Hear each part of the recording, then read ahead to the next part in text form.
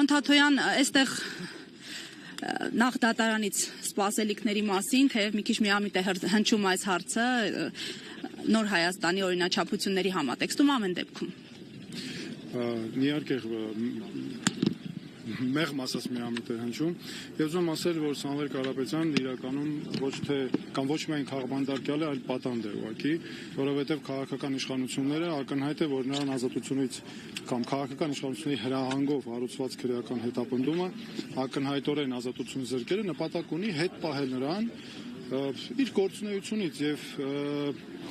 սա կարծում եմ վաղուց ծրագրված քայլ էր եւ ուղղորդված քաղաքական հստակ հայտարարություններով, քաղաքական հրահանգներով եւ ազատություն զրկելը ամբողջությամբ տեղավորվում է դրա մեջ։ Ես դրա համար եմ ասում, որ իմ կարծիքով Սամվել Կարապետյանը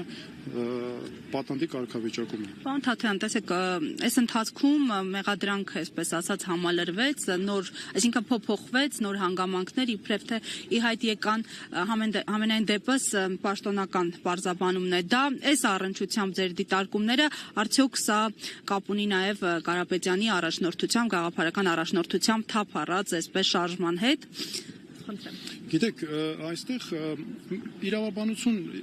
չկա, ես չեմ տեսնում այստեղ իրավաբանություն, այստեղ պարզապես քաղաքական հրահանգների իրավական ձևակերպում է արված եւ արդեն այս պարագայում անիմաստ է, գիտեք, հասկանալ այս հոդվածն է, այն հոդվածն է, ակնհայտ է, որ խոսքը քաղաքական հետապնդման մասին է, ինչ հոդված էլ ուզում անդրվի, քաղաքական հրահանգն է հիմքում։ Հիմա այս արդեն մեծ հաշվով նշանակություն չունի եւ ես այո դա կապում եմ Սամվել Կարապետյանի գործունեության հետ, եկեղեցուն պաշտպանելու նրա գործունեությանը եւ ես նրա արարքում քրեական հետապնդման մասնագետ լինելով քրեական հետապնդման որևէ նշույլ այստեղ չեմ տեսնում։ Պարոն Թաթոյան, եկեղեցու մասին խոսեցիք, ես հենց այդ հարցին անդրադառնամ նաեւ այսօրվա իրողությունների համատեքստում առավոտ շուտ այսպես լույսը բացվեց եկեղեցականների 6 եկեղեցականների ձերբակալության եւ քննչական կոմիտետ անելու լուրով, այս առնչությամբ իհարկե ընթերցել եմ ձեր դիտարկումները, այդուհանդերձ նաև լայն հանրության համար խնդրեմ ասեք ինչի համար է այսպես արվում, հասկանալի է նաև որ արչևում ինչպես նշել է Փաշինյանը, այսպես Էջմիածնի ազատագրման գործընթացն է, արդյոք նաև վեհապարի համար են ճանապարհ բացում այս ձևով։ Սա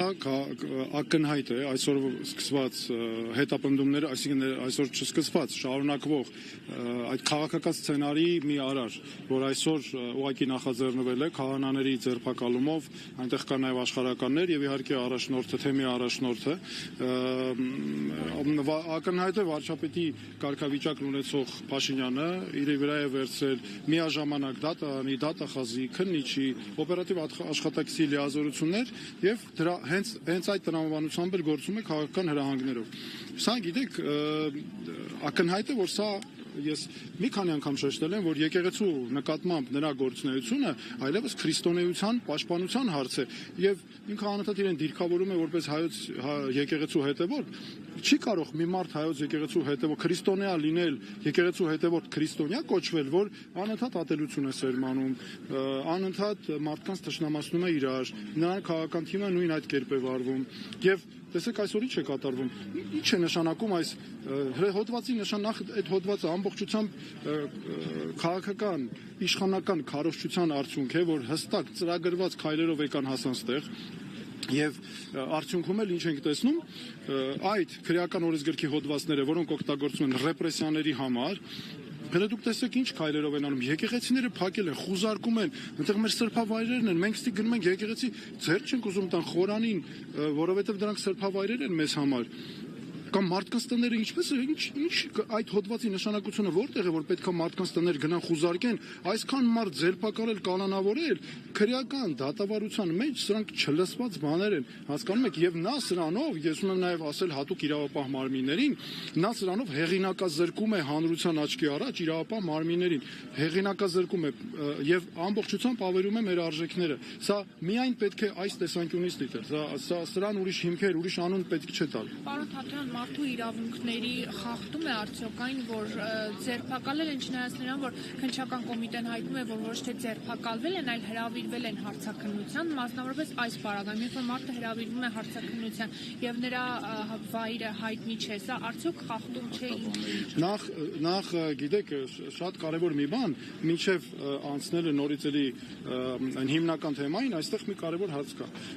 Ազատությունը զրկելու հստակ մեխանիզմ կա։ Միջազգային չափանիշներով մշակված մեխանիզմ կա, ինչը նշանակում ազատությունը զրկել։ Ինչ ուզում եք անունը դնեք, գրեք հրավեր, ծանուցում, կանչել,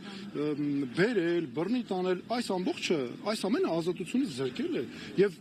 այն որ փաստաբանը այսօր ասում է, ես պարոն Զորաբյանի հարցազրույցը լսել եմ, ասում է տեղը չի որտեղ են այդ մարդիկ, դու պատկերացնում ես սա ինչ է։ Սրանից ավել ռեպրեսիա, քաղաքական այն էլ հրահանգով իրականացող եւ շատ կարեւոր է մենք հասկանանք աղբյուրը, արմատը որտեղից է գալիս։ Տեսեք ինչ է տեղի ունենում։ Կառավարության ղեկավարի մակարդակով, այսինքն ամենաբարձր մակարդակով արվում է քաղաքական հայտարարություն, որոնք պարունակում են քաղաքական հրահանգներ իրենց մեջ։ Թաքնված չի անգամ բացահայտ։ Դրանից հետո հաջորդում են պատգամավորների քաղաքական հայտարարություններ, ուղղորդումներ դրան։ Հետո տեղի ունեն միանգամից իրավապահմանների գործողություններ, բայց որ առավել հատկանշական է։ Հələ տեսեք, ամեն անգամ այս գործողությունները շատ սիրուն համընկնում են ադրբեջանական իշխանությունների հոգևոր առաջնորդից եկող հայտարարությանը։ Ընդամենը մի քանի օր առաջ ադրբեջանական հոգևոր առաջնորդը էլի նորից գնացել էր միջազգային այս անգամ հանրության մոտ, էլի բողոքում էր հայոց առաքելական եկեղեցու դեմ, հայոց առաքելական եկեղեցին պատերազմի քարոզիչ է, ռևանշիստ է, բայց ժողովուրդ ջան, դուք նայեք իրենց բառերը,